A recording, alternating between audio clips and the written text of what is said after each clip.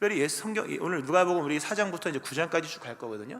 누가복음 우리가 어제 지난 시간에 본 부분에서 예수님께서 귀신들을 쫓으시죠. 귀신들은 늘 시끄럽더라고요. 보니까 늘 시끄럽고 더럽고 시끄럽고, 예수님이 귀신들을 쫓으시면서 잠잠하라 그러면 시끄럽다 조용히 해라. 왜냐하면 그 귀신들이 떠들었거든요. 그리스도 예수님에 대해서 당신은 하나님의 아들이십니다 라는 얘기를 막 했는데 틀린 말은 아니죠.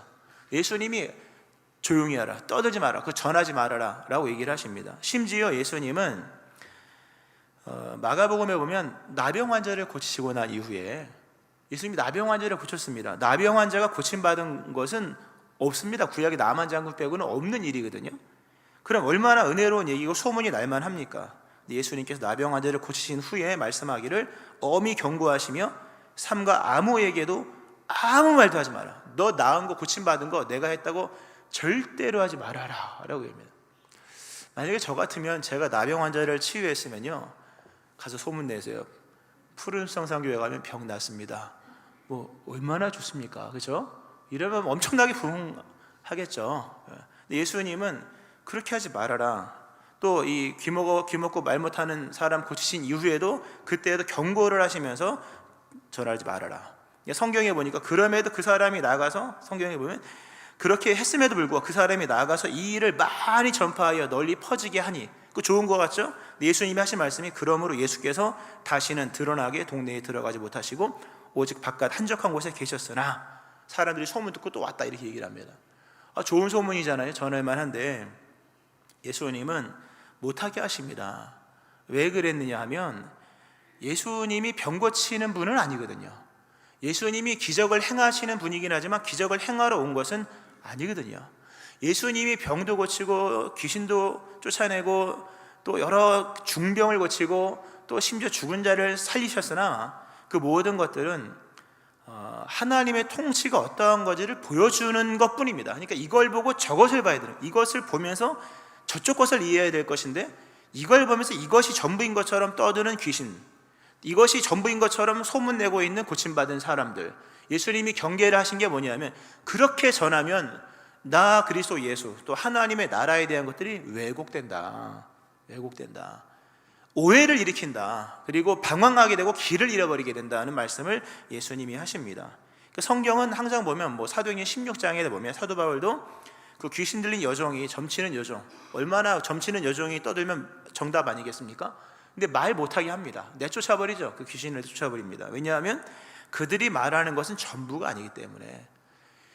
그러니까 예수님께서 공생의 기간 동안 행하신 것들이 과연 무엇을 지시하고 무엇을 지목하고 가리키는지에 대한 부분들을 이해하지 못한 채 그 하나가 전부인 것처럼 여긴다면 사두개인들처럼 또 여러 헷갈렸던, 심지어 세례 요한도 헷갈렸잖아요. 헷갈린다는 거죠. 헷갈리는 게 아니라 길을 잃고 방황을 한다는 것입니다. 예수님이 오셔서 그 모든 것들을 다 바로잡아 가시는 것들이 본문의 말씀입니다. 오늘 예수님이 오늘 본문에 그런 말씀입니다. 우리가 다른 동네들에서도 하나님의 나라 복음을 전하여야 하리니 내가 이 일을 위하여 보내심을 받았느니라 하시면서 갈릴리 여러 회당에서 전도하셨다고 나옵니다. 예수님 참 전도 열심히 하셨습니다. 예수님이 전도를 하셨는데 이 전도는요, 사람을 끌어모으는 그런 전도는 아니었습니다. 또 사람의 생명을 살리는 전도는 물론 당연히 그건 포함되어 있습니다만 좀 이렇게 구분을 한다면 본문은 전도했다는 것이 선포했다는 겁니다. 선포했다. 진짜 진리는 이것이다 라고 선포를 하는 장면들이 나오는데 뭘 전했느냐 하면 내게 오면 병 고침받고 내게 오면 고침받고 나음 있고 소원이 성취돼, 이런 얘기가 아니라 복음을 전하셨는데 하나님의 나라 복음이라고 얘기합니다. 이게 문장이 매끄럽지가 않죠. 하나님 나라의 복음 이렇게 되는데 본문은 강조를 하기 위해서 하나님의 나라 복음 이렇게 얘기합니다. 원래 보면 문장 구조상 하나님 나라의 복음 해야 되잖아요. 하나님 나라의 복음인데 조사를 빼버리죠. 강조형이죠. 그러니까 하나님의 나라 복음 이렇게 됩니다. 그러니까 예수님이 오셔서 진정으로 성경에서 뭘 말씀하는지, 예수님이 오셔서 이렇게 공생의 기간 동안 이것저것 행하신 것들이 결국 무엇인가에 대한 얘기들을 진리를 전하시는데 그것은 바로 하나님의 나라 복음이었다. 물론 참고적이지만 예수님께서 죽으시고 부활하시고 난 이후에는 내가 병 고치고 한 것까지 다 전해라고 말씀하시며 너희는 이 모든 일의 증인이라 말씀하십니다. 그것은 그리스도 예수께서 죽으시고 부활하시고 난 이후에 예수님이 이 땅에 우리에게 오신 목적을 다 완성하시고 난 전체가 전말이 드러난 이후에는 예수님께서 이제 이런 것도 다 전하라고 말씀하셨지만 죽으시고 부활이 있기 전에는 함부로 뭐 전하지 말라고 말씀하십니다. 우리가 중요하게 생각을 해야 됩니다. 이런 상황 속 예수님이 이제 오신 거죠. 하늘에서 이 땅에 오셨는데 막상 와 보니까 뭐 사두개인들 열심히 믿고 바리새인들 열심히 믿고 율법사들 열심히 뭐 서기관들 열심히 기록하고 또 나름의 믿음 생활을 저마다 열심히 하는데요. 다 방황하고 있는 겁니다. 다 길을 잃어버렸다는 거죠. 다시 말씀드리면 하나님 나라를 맞을 준비가 하나도 안 되어 있다는 거죠. 여러분 신앙의 목적이 어디 있습니까? 이거 정확한 답을 하셔야 됩니다. 믿음 생활의 목적은 다가오는 하나님의 나라에 들어가는 겁니다. 세상을 변화시키는 것도 아닙니다. 세상은 종말을 구하죠. 물론 우리가 사랑하며 섬기며 살아야겠습니다만 하나님이 예수님을 보내신 목적은 우리를 구원하시기 위함인 겁니다. 구원받지 못하면 신앙도 의미가 없는 겁니다. 그러니까 믿음 생활의 근본의 목적은 하나님의 나라를 맞을 준비가 되어 있느냐 하는 질문 앞에서 준비를 하는 겁니다. 믿으시기 바랍니다. 너무나 중요한 거죠. 근데 예수님이 이 땅에 오셨는데 당시 공생애로 오셨는데요. 하나님의 나라를 맞을 준비가 하나도 안 돼 있는 겁니다. 바리새인들 뭐 열심히 하지만 다가오는 하나님의 나라에 대한 준비가 전혀 되지 않는 거예요. 근데 하나님의 나라에 못 들어가는 거죠. 아무런 의미가 없는 겁니다. 그리스도 예수의 나라에 들어가지 못한다면, 천국에 가지 못한다면 여기서 이것이 무슨 의미가 있겠습니까? 물론 약간의 유익은 있겠죠. 우린 경건하게 살아가니까, 또 사랑하며 살아가니까, 또 남들보다 뭐 좀 착한 것 같긴 하니까. 그러나 하나님께서 우리에게 믿음을 주신 목적이 하나님의 나라에 들어가는 것이 있다면 우리는 언제나 믿음의 우선순위를 하나님의 나라에 들어가는 것에 맞춰놓고 그것을 준비해 놓고 살아가야 하는 것입니다. 근데 그 준비가 하나도 안 됐다는 거죠. 결국 예수님이 오셔서 복음을 전하시는데 뭐 병 고치고 이런 것도 굉장히 중요하지만 하나님의 나라 복음을 전하면서 하나님의 나라가 왔을 때 그들로 하여금 준비된 자로서 그 나라에 들어갈 수 있는 그런 준비를 할 수 있도록 하나님의 나라 복음을 증거하신 겁니다. 우리도 마찬가지겠죠. 우리가 믿는 복음은 그냥 우리에게 마냥 좋은 소식이 아니라 하나님의 나라 앞에서 좋은 소식인 겁니다. 저마다 좋은 소식이 다르죠. 요즘 뉴스 보니까요, 우리 교회 뒤에 있는 그 무슨 배터리 소재 회사 뭐 주식력이 많이 나오더라고요. 뭐 해가지고 아시죠? 이 회사가 유명하더라고요. 뭐 주식이 올랐다 내렸다 모두에게 좋은 소식이지만 그거는 개인에게는 좋은 소식일지 모르지만 하나님의 나라 앞에서 좋은 소식일 수는 없는 거죠. 믿음은 하나님의 나라 앞에서 좋은 소식이 뭐냐라는 질문 앞에서 그게 좋은 소식이야, 그걸 붙잡는 게 믿음인 것이거든요. 예수님이 지금 그 말씀을 하신 겁니다. 그러면서 오늘 본문은 굉장히 압축적이지만 예수님이 하나님의 나라 복음을 전하십니다. 일생 동안, 공생의 기간 동안 전하시죠. 자, 하나님 나라를 우리도 바로 알아야 되고 하나님 나라 복음을 바로 알아야 됩니다. 기본 세 가지로 얘기할 수 있습니다. 하나는 하나님 나라의 시간이에요. 또 하나는 하나님의 나라의 근본의 목적, 또 하나는 하나님의 나라의 힘의 통치의 영역 또는 권세입니다. 이 세 가지는 기본적으로 알아야 됩니다. 긴 얘기입니다만 짧게 하나님의 나라의 복음에 뭐가 들어가냐면 하나님 나라의 시간적 의미가 들어가 있습니다. 이 시간의 문제라고 하는 것은 인생에 중대한 영향을 끼치죠. 우리 인생의 절반은 다 시간 맞추기입니다. 버스 시간, 그리고 기차 시간, 비행기 시간, 또 결혼식장의 예식 시간, 예를 들면 또 출근 시간, 퇴근 시간, 다 시간입니다. 이거 시간 개념 없는 분들은 죄송하지만 사회생활 못합니다. 공공으로 움직이는 이 사회에는요, 다 약속으로 되어지는데 시간 약속입니다. 시간 약속을 잘 이해를 못하는 사람들은 자기 혼자 생활할지 모르죠. 공공의 것들을 이용할 수가 없는 거죠. 시간 이해는 굉장히 중요합니다. 비행기 시간을 모르면 아무리 공항에서 있어도 비행기를 태워주는 사람은 아무도 없습니다. KTX를 타려면요, 시간을 제대로 알아야 됩니다. 늦으면 KTX는 애누리가 없더라고요. 늦으면 그냥 늦는 겁니다. 시간을 모르면요, 들어갈 수가 없는 겁니다. 하나님의 나라에 대해서도 시간 이해는 굉장히 중요합니다. 하나님 나라의 시간을 모르는데 어떻게 그 나라에 들어가겠습니까? 그죠? 영화관 관람 시간이 몇인지를 모르고 영화를 어떻게 보겠습니까? 예배 시간이 몇인지를 모르고 어떻게 온전한 예배를 드릴 수 있겠습니까? 하나님 나라도 시간 이해가 굉장히 기본적으로 중요한 것이죠. 예수님은 마가복음 1장에서 말씀하기를 때가 찼고 하나님의 나라가 가까이 왔으니 회개하고 복음을 믿으라는 말씀을 하십니다. 하나님의 나라를 설명하시면서 제일 먼저 말한 게 시간 다 됐어. 때가 찼대요. 시간이 다 됐다. 이스라엘 사람들은 하나님의 나라를 굉장히 멀리 잡았습니다. 그들이 알 수 없는 시간, 언제인지 모르는, 그러나 분명히 오긴 오겠지, 그러나 언제인지 몰라서 모두가 전전긍긍하고 있는, 그러고 있을 때 예수님이 하신 말씀이 하나님의 나라가 가까이 왔다는 거죠. 어느 정도로 가까이 왔느냐면 때가 찼다. 때가 찼다는 얘기가 뭐냐면요, 아직 시작은 되지 않았지만 시작된 거나 다름이 없는 것. 제가 질문 드리겠습니다. 자, 5초 뒤에 일어날 일은 미래 일입니까? 현재 일입니까? 애매하죠? 5초 뒤에 일어날 일은 미래입니까? 현재입니까? 그거를 미래로 말하면 신앙이 아닙니다. 5초 뒤에 일어날 일은 5초 금방 가잖아요. 5초 뒤에 일을 현실로 잡는 겁니다. 현재로 잡는 거죠. 현재로. 시간적 개념이니까.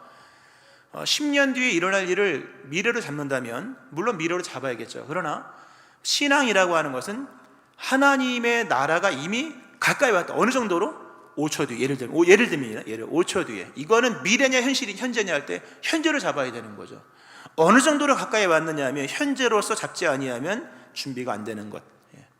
더 이상 하나님의 나라는 미래가 아니다. 예수님 말씀하신 것이 이미 하나님의 나라를 임박했고 하나님의 나라를 현재로 잡아야 한다. 그리고 하나님의 나라는 그냥 오는 거잖아요. 오면서 바뀌지 않거든요. 그러므로 아직 이루어지진 않았지만 그 약속된 대로 이루어지기 때문에 하나님의 나라는 현재일 뿐만 아니라 현실인 겁니다. 시간적으로는 현재이지만 현재로 잡아야 되고 그 어떤 양태적인 모습도 그대로 될 것이기 때문에 현실로 잡는 거죠. 믿음은 장차 다가오는 하나님의 나라를 오늘 여기서 현실로 현재로 삼는 것입니다. 실제로 예수님이 이렇게 경고성의 말씀을 말씀하신 것이 아니라 예수님이 하나님의 나라를 실제로 여기서 끌어오셨죠.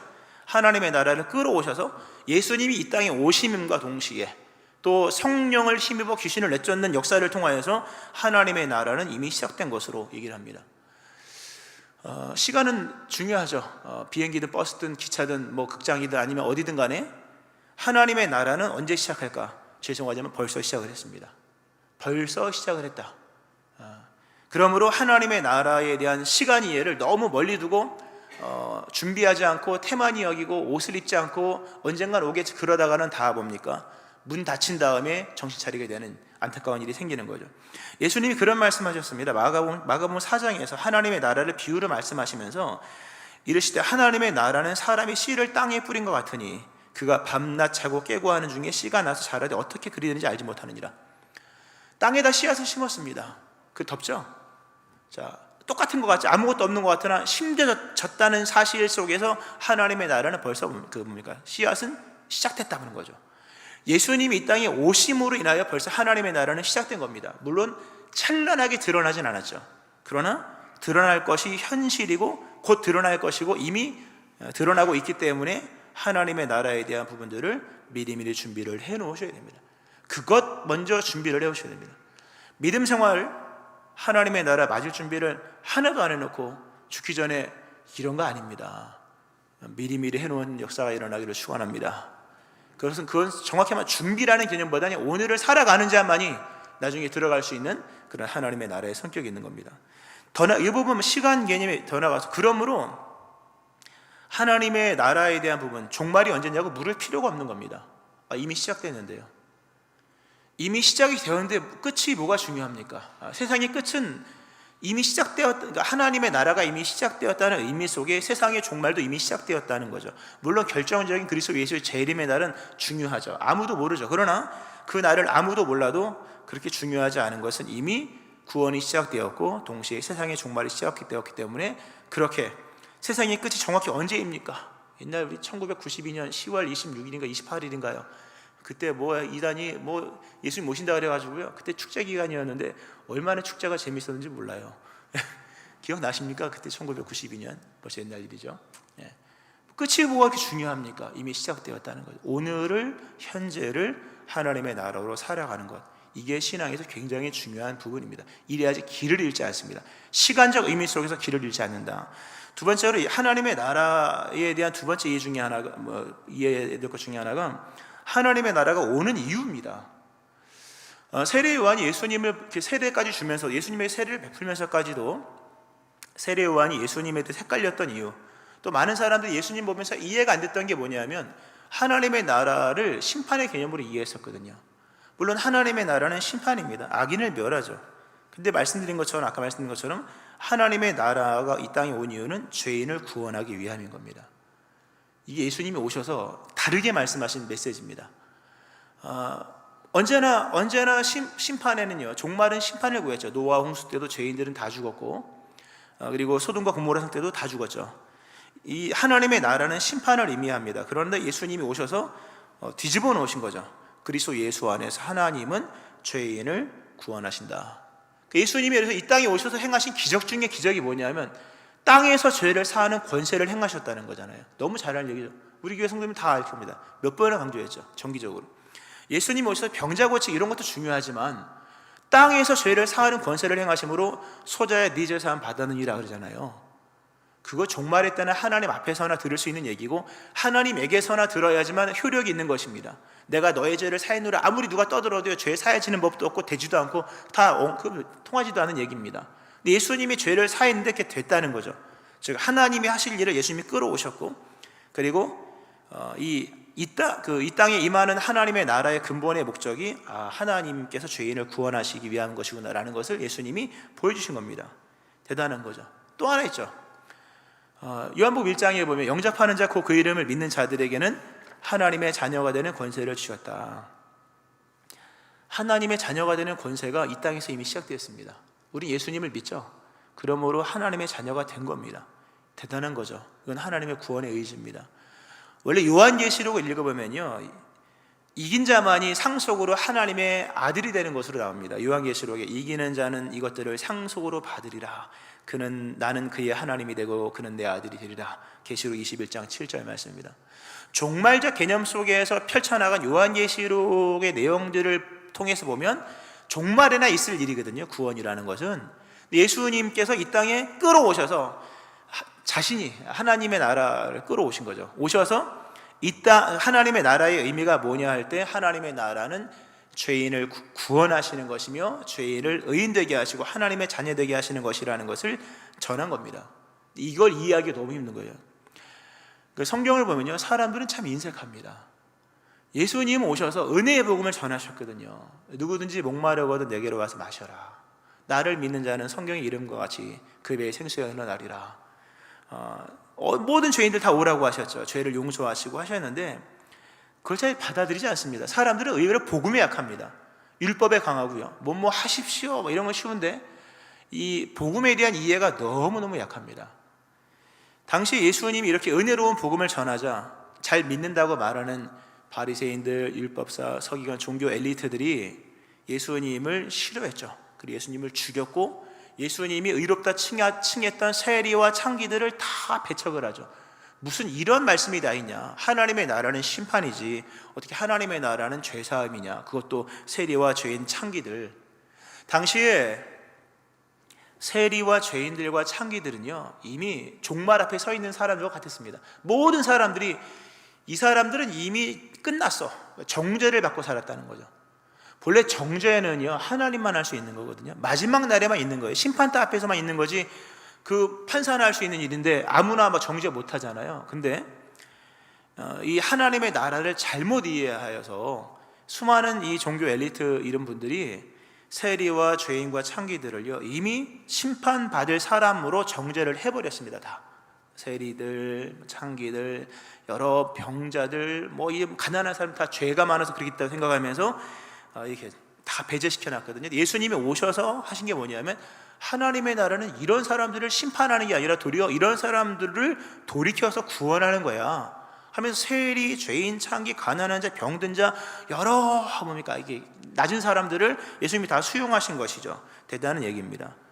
우리 안에 하나님의 나라에 대한 이해가 분명히 됩니다. 하나님은 죄인을 구원하시는 하나님이십니다.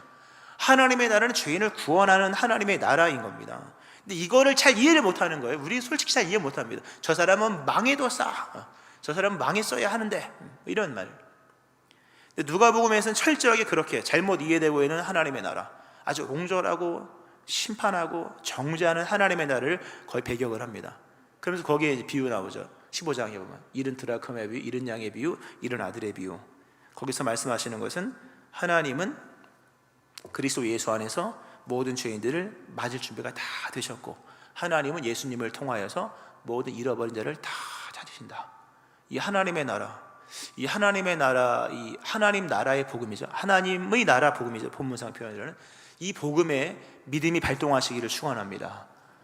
여기에 발동이 됩니다. 믿음이. 하나님이 나 같은 죄인, 우리가 나 같은 죄인을 예수님을 통해 찾아오셨고, 찾아서 멸족시키려고 하는 것이 아니라 찾아서 구원하고자 하신 것이었구나라는 것을 믿으면서 우리는 그 복음 안에서 사실 힘을 얻어야 되는 겁니다. 믿음은 복음에 대한 반응이잖아요. 근데 이것이 너무 안 된 겁니다. 이게 안 되면 하나님 나라 맞을 준비가 안 된 거죠. 속성을 모르니까. 자, 하나님 나라 세 번째 특징 중에 하나가, 이건 간략하게 넘어갑니다. 금요 성령 집회 때 한번 얘기를 했었으니까 나중에 들으세요. 모르시는 분들 들으시면 되겠고요. 하나님의 나라는 힘의 통치 영역입니다. 마귀를 멸하셨다. 하나님의 나라는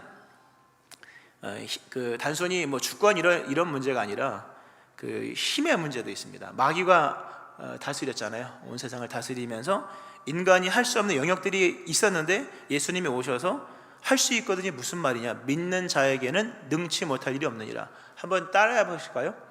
할 수 있거든요. 무슨 말이냐? 믿는 자에게는 능치 못할 일이 없느니라. 아멘. 믿는 자에게는 능치 못할 일이 없느니라. 믿음의 세계 속에 더 이상 불가능은 없습니다. 물론 하나님의 뜻 안에서겠죠. 여기서 능치 못할 일이 없느니라는 부분에서요, 거기 뭐가 있냐, 마귀의 공격이 있다 할지라도입니다. 악한 영들의 세력이 있다 할지라도 이제는 하나님의 나라가 하나님의 통치가 그리스도 예수 안에 성령 안에 있기 때문에 이제는 가능성의 세계가 달라졌다. 인간이 넘어갈 수 있는 세계가 요만큼밖에 안 됐는데 믿음으로 말미암아 이제는 막 넘어가는 겁니다. 이게 하나님의 세계죠.